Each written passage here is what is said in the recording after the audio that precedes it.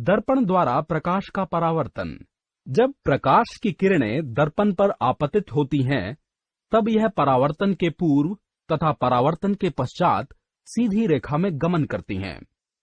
अभिलंब, आपतित किरण, परावर्तन किरण। θ1 = आपतित कोण। तीन व्यक्ति किसी वस्तु को तीन विभिन्न दृष्टि रेखा से देखते हैं। प्रत्येक व्यक्ति वस्तु के प्रतिबिंब को दर्पण से परावर्तित किरणों को परावर्तन के नियम अनुसार देख पाते हैं। यदि प्रत्येक व्यक्ति की दृष्टि रेखा को आगे बढ़ाया जाए, तब ये रेखाएं एक ही बिंदु पर प्रतिच्छेदित होती हैं। यह बिंदु वस्तु का छवि बिंदु कहलाता है। पार्श्व प्रतिलोम। जब वस्तु को समतल दर्पण के सामने रखा जाता है, तो वस्तु का दायां पार्श्व प्रतिबिंब का बायां पार्श्व प्रतीत होता है और वस्तु का बायां पार्श्व प्रतिबिंब का दायां पार्श्व प्रतीत होता है। वस्तु और उसके दर्पण प्रतिबिंब कहलाता है। इसी कारण से अस्पताल की गाड़ियों पर शब्द एम्बुलेंस उसके दर्पण प्रतिबिंब के रूप में लिखा होता है। कारण यह है कि जब हम गाड़ी चला रहे होते हैं और अपने पार्श्व दृश्यक दर्पण में पीछे आती हुई एम्बुलेंस का पार्श्व रूप प्रतिलोम सीधा दिखाई पड़ता है। समतल दर्पण में बना प्रतिबिंब वस्तु या मनुष्य के लिहाज से पार्श्व रूप प्रतिलोम होता है।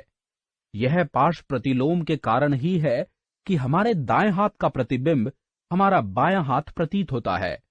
इसीलिए जब हम समतल दर्पण के सामने खड़े होकर दाएं हाथ से ब्रश करते हैं, दर्पण में दिखाई देता है कि हम बाएं हाथ से ब्रश करते हैं। अपवर्तन, प्रकाश की दिशा में परिवर्तन। जब वह एक माध्यम से दूसरे माध्यम में जाता है, प्रकाश का अपवर्तन कहलाता है। प्रकाश का अपवर्तन एक माध्यम से दूसरे माध्यम में जाने पर प्रकाश के गति में परिवर्तन का कारण है। अतः जब प्रकाश एक माध्यम से दूसरे माध्यम में जाता है, उसकी गति परिवर्तित होती है और प्रकाश की गति में यह परिवर्तन प्रकाश का अपवर्तन उत्पन्न करता है। वायु से कांच में जाने पर प्रकाश का अपवर्तन होता है, क्योंकि वायु और कांच में प्रकाश की गति भिन्न भिन्न होती है।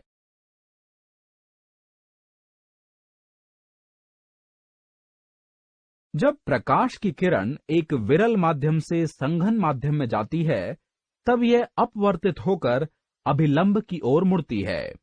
जब प्रकाश की किरण एक संघन माध्यम से विरल माध्यम में जाती है, तब यह अपवर्तित होकर अभिलंब से बाहर की ओर मुड़ती है। आपतन कोण। आपतित किरण और अभिलंब के बीच का कोण आपतन कोण कहलाता है। आपतित किरण अभिलंब की दिशा में हो, तब प्रकाश का अपवर्तन होता है।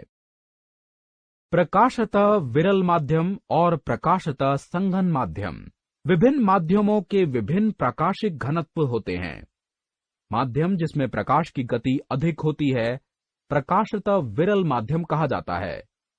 हीरा और कांच की तुलना में कांच एक प्रकाशतः विरल माध्यम है। माध्यम जिसमें प्रकाश की गति कम होती है, प्रकाशतः संघन माध्यम कहा जाता है। संघन माध्यम को उनके अपवर्तांक के आधार पर भी परिभाषित किया जा सकता है। प्रकाश का पार्श्व विस्थापन का कोण। वायु में प्रगमन कर रही प्रकाश की किरण AO आयतकार कांच की पट्टी PQRS पर बिंदु O पर आपतित होती है।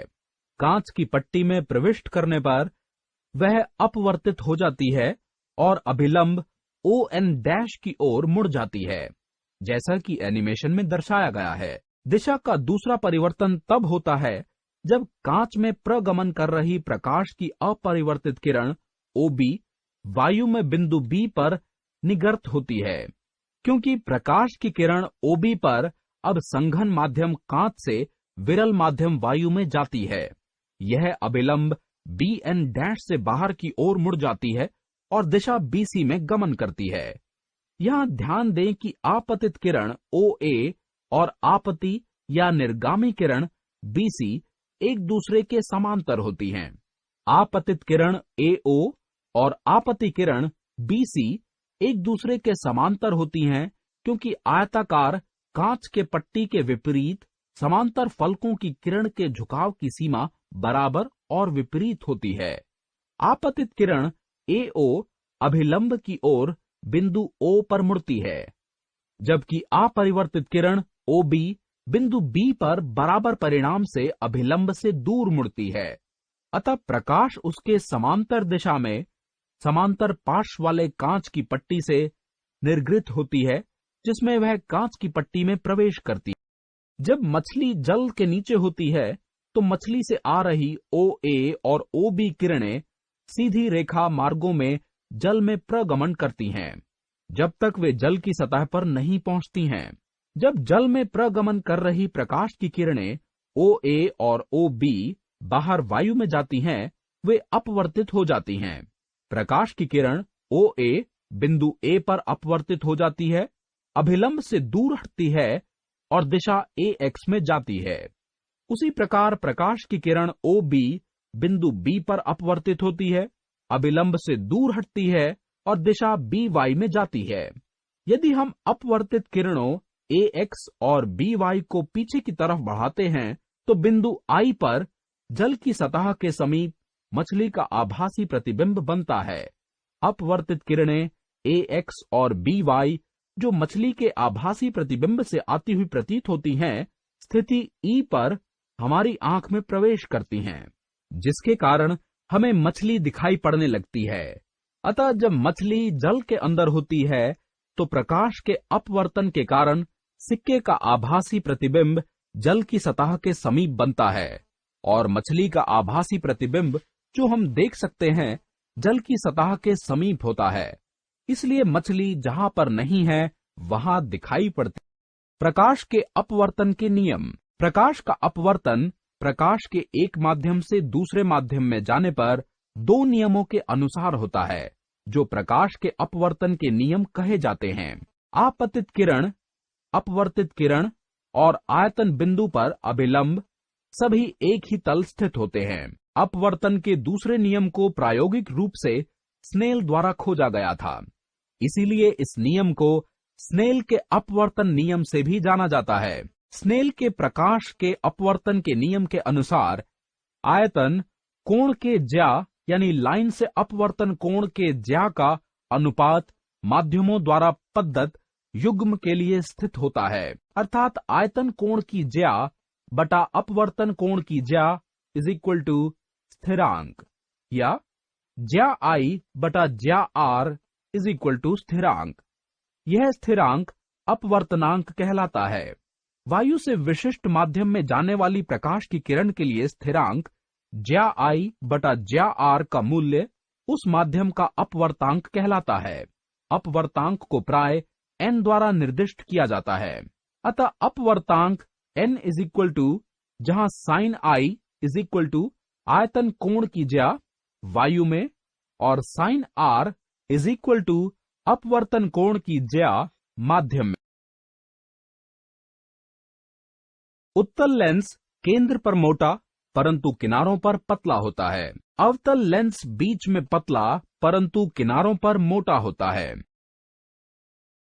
लेंस का केंद्र बिंदु उसका प्रकाशिक केंद्र कहा जाता है। उत्तल लेंस का फोकस उसके मुख्य अक्ष पर एक बिंदु है, जिस पर मुख्य अक्ष के समांतर प्रकाश की किरणें लेंस से गुजरने के बाद अभिसरित होती हैं।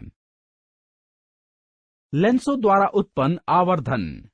लेंस द्वारा बने प्रतिबिंब का आकार लेंस से वस्तु की स्थिति पर निर्भर करता है।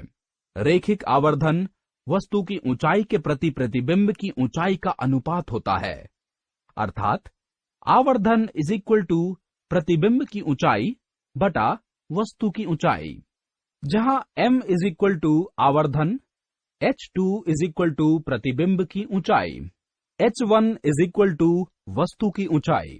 लेंस द्वारा उत्पन्न रैखिक आवर्धन वस्तु दूरी के प्रति प्रतिबिंब दूरी के अनुपात के बराबर होता है, अर्थात इज इक्वल टू प्रतिबिंब दूरी बटा वस्तु दूरी, या m इज इक्वल टू जहां m इज इक्वल टू आवर्धन, v इज इक्वल टू प्रतिबिंब दूरी और u इज इक्वल टू वस्तु दूरी। उत्तल लेंस द्वारा प्रतिबिंबों के विभिन्न प्रकारों का बनना। जब वस्तु अनंत पर होती है, जब वस्तु अनंत पर होती है और प्रतिबिंब लेंस के फोकस पर बनता है वह वास्तविक, प्रतिलोमित और वस्तु से काफी छोटा होता है। जब वस्तु 2f या 2f से बाहर होती है, जब वस्तु उत्तल लेंस के सामने 2f के बाहर रखी जाती है, तो बिना प्रतिबिंब लेंस के दूसरे पार्श्व पर f और 2f के बीच बनता है। प्रतिबिंब वास्तविक, प्रतिलोमित और वस्तु से छोटा होता है। जब वस्तु 2f पर हो, जब वस्तु 2f पर होती है, तब प्रतिबिंब उत्तल लेंस के दाहिने पार्श्व पर 2f दूरी पर 2f पर बनता है। इसलिए इस स्थिति में वस्तु और उसका प्रतिबिंब उत्तल लेंस के बराबर दूरी यानी प्रत्येक f पर है, परंतु वे लेंस के विपरीत पार्श्व पर हैं। अतः वस्तु जब उत्तल लेंस के सामने 2f दूरी पर रखी जाती है, तो बिना प्रतिबिंब लेंस के दूसरे पार्श्व पर 2f दूरी पर वास्तविक तथा प्रतिलोमित और्स वस्तु के सामने के आकार का होता है। जब वस्तु f और 2f के बीच होती है, जब वस्तु f और 2f के बीच होती है, तब प्रतिबिंब वस्तु से बड़ा या आवर्धित होता है और वह उत्तल लेंस के दाहिने पार्श्व पर 2f के बाहर बनता है तथा वास्तविक और प्रतिलोमित होता है। जब वस्तु को उत्तल लेंस के फोकस पर रखा जाता है, जब वस्तु को उत्तल लेंस के फोकस पर रखा जाता है, तब प्रतिबिंब अनंत पर बनता है। यह वास्तविक, प्रतिलोमित और अत्यधिक आवर्धित तथा अधिक विवर्धित होता है। जब वस्तु को प्रकाशिक केंद्र और फोकस के बीच में रखा जाता है, जब वस्तु को प्रकाशिक केंद्र C और फोकस F के बीच में रखा जाता है, तब प्रतिबिंब आभासी, सीधा और वस्तु से बड़ा होता है और केवल लेंस के भीतर नजर डालकर ही देखा जा सकता है।